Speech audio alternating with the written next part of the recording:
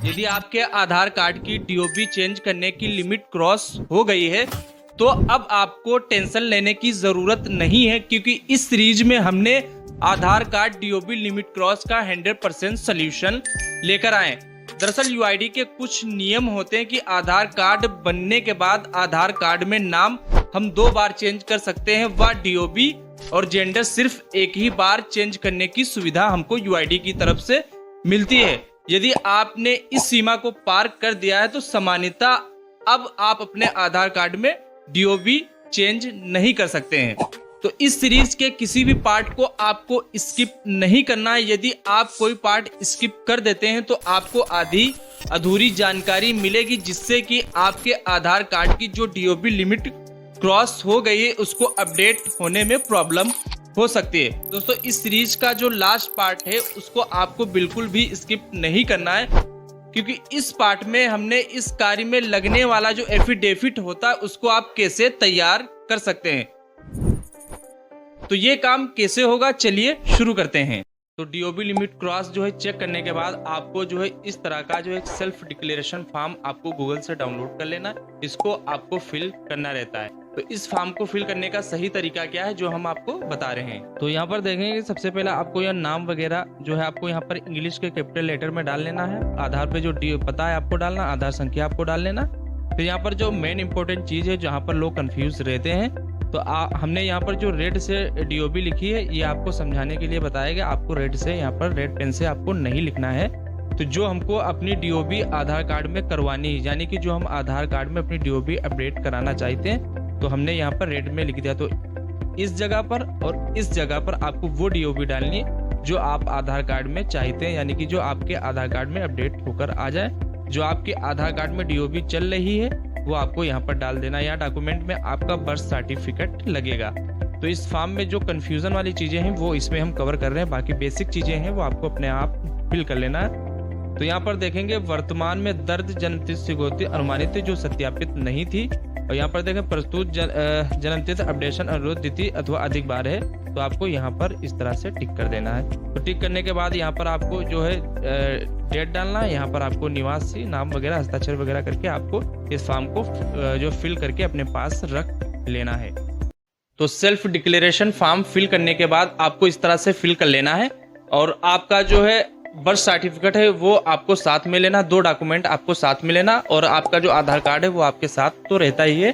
तो आप इसको जो है किसी भी आधार सेंटर पर, नज़दीकी आधार सेंटर पर आपको जाना है। यदि आप नज़दीकी आधार सेंटर पर नहीं जाना चाहते तो आप ऑनलाइन अपॉइंटमेंट आधार इनरोलमेंट का बुक कर सकते हैं। तो वहाँ पर आप जाएंगे, बोलेंगे आधार जो ऑपरेटर होता है या अपॉइंटमेंट बुक करेंगे वहाँ आप जाएंगे, उससे बोलेंगे कि मेरी आधार की डीओबी लिमिट क्रॉस हो गई, मैं यहाँ पर ये फॉर्म फिल करके लाया हूँ और ये हमारा जो है बर्थ सर्टिफिकेट है, आप इसको इनरोलमेंट करके हमारा जो है ये डॉक्यूमेंट अपलोड कर दें। तो वहाँ पर जो आधार ऑपरेटर होगा तो वहाँ पर आपको सही जन्मतिथि बतानी है और आपको जो बर्थ सर्टिफिकेट है वो आपको देना, तो वो सारी चीज़ें आपको अपडेट कर देगा। तो अपडेट करने के बाद आपको इस तरीके की एक इनरोलमेंट स्लिप आपको दे देगा।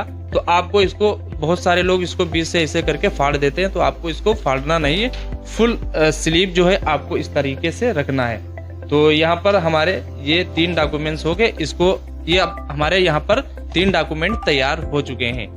तो यहाँ पर इसके बाद जो है एक एफिडेविट भी आपको बनवाना रहता है। तो ये एफिडेविट कैसे बनेगा तो इसको हम लास्ट पार्ट में बता देंगे। तो यहाँ पर हमारे ये सेल्फ डिक्लेरेशन फॉर्म, जन्म प्रमाण पत्र, और ये हमारा एक आधार इनरोलमेंट स्लिप, और देन हमारा ये एफिडेविट।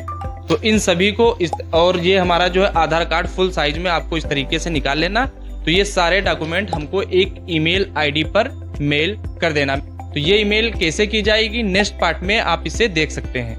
तो हमने जो आपको डॉक्यूमेंट बताए हैं वो डॉक्यूमेंट आपको इस ईमेल आईडी पर मेल कर देना है। पूरी एक पीडीएफ बना लेनी है आपको। एक ही पीडीएफ आपको रखना, अलग अलग नहीं करना। एक ही पीडीएफ में सारे जो है डॉक्यूमेंट आपको अटैच कर लेना इसे। इसके बाद इसी में ईमेल में आपको ये डिटेल आपको भरनी है, नाम वगैरह जो भी है इसका स्क्रीनशॉट कर लीजिए, आपको इसी फॉर्मेट में कर देना है। तो यहाँ पर देखेंगे जो पीडीएफ है हमारी अटैच है। तो जो भी आपकी अपडेट होगी इसी मेल आईडी पर आपको रिप्लाई भी आएगा। Resident thank you for bringing this matter for notice, मतलब आपका जो मैटर है वो नोटिस कर लिया गया। यहाँ पर एक SRN नंबर भी आपको दे दिया जाता है, जिससे कि आप अपना जो है अपडेट जो ले सकते हैं, ऑनलाइन अपना जो है अपडेट भी चेक कर पाएंगे। तो यहाँ पर इस तरीके से ईमेल आपको कर देना। ईमेल करने के बाद आपको जो है ये सभी डॉक्यूमेंट लेकर आपको अपने रीजनल ऑफिस में चले जाना है। हर प्रदेश का एक आधार का UID का एक रीजनल ऑफिस होता है। ये सारे डॉक्यूमेंट आपको वहां पर लेकर जाना है। वहां पर आपसे पूछेंगे कि आपने ईमेल कर दिया है, तो आप बोल देना कि जी मैं ईमेल कर आया हूं, तो सारे डॉक्यूमेंट आप वहां पर दे देंगे। कुछ सवाल होंगे वहां पर आपसे पूछेंगे कि किस लिए आप यहाँ पर अपडेट कराना चाह रहे हैं, तो आपका जो भी वैलिड रीजन हो वहां पर बता देना कि जो आधार ऑपरेटर के चलते जो DOB हमारी गलत हो गई थी, या फिर हमारे पास जो एजुकेशनल सर्टिफिकेट थे तो उन पर DOB चेंज थी, इसलिए हम अपनी DOB चेंज कराना चाह रहे हैं। तो जो भी आपका एक वैलिड रीजन हो वहां पर आपको बता देना है। तो आधार DOB लिमिट क्रॉस में जो हमारा एफिडेविट फॉर्म जो लगता है, एफिडेविट जो हमारा बनता है, उसको आपको कैसे तैयार करना है, तो इसको आपको बहुत ही बारीकी से ये चीज आपको देख लेनी चाहिए। तो यहाँ पर आप देखेंगे, थोड़ा कैमरा हम इस साइड कर देते हैं ताकि आपको सारी चीजें दिखने लगे। तो यहाँ पर आप देखेंगे इस तरीके का आपको एक मैटर तैयार कर लेना। श्रीमान उप जिला अधिकारी महोदय के नाम से आपको इस तरीके से एक फॉर्म, आपको जो एक प्रार्थना पत्र आपको तैयार कर लेना है। यहाँ पर देख लीजिए, स्क्रीनशॉट आप कर लीजिए ताकि आपको यहाँ पर फिल करने में प्रॉब्लम ना आए।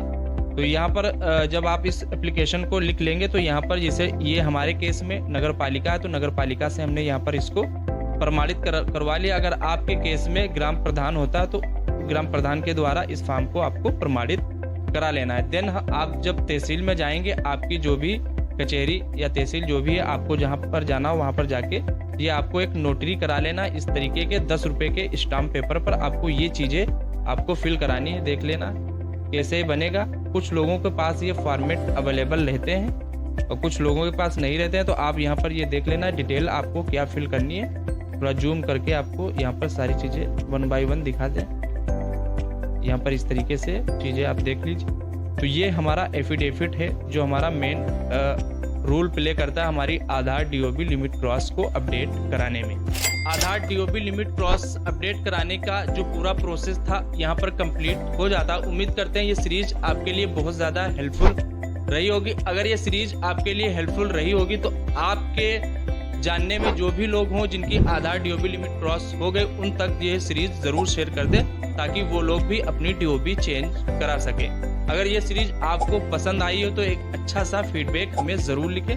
तब तक इजाज़त चाहते हैं। जय हिंद, जय भारत।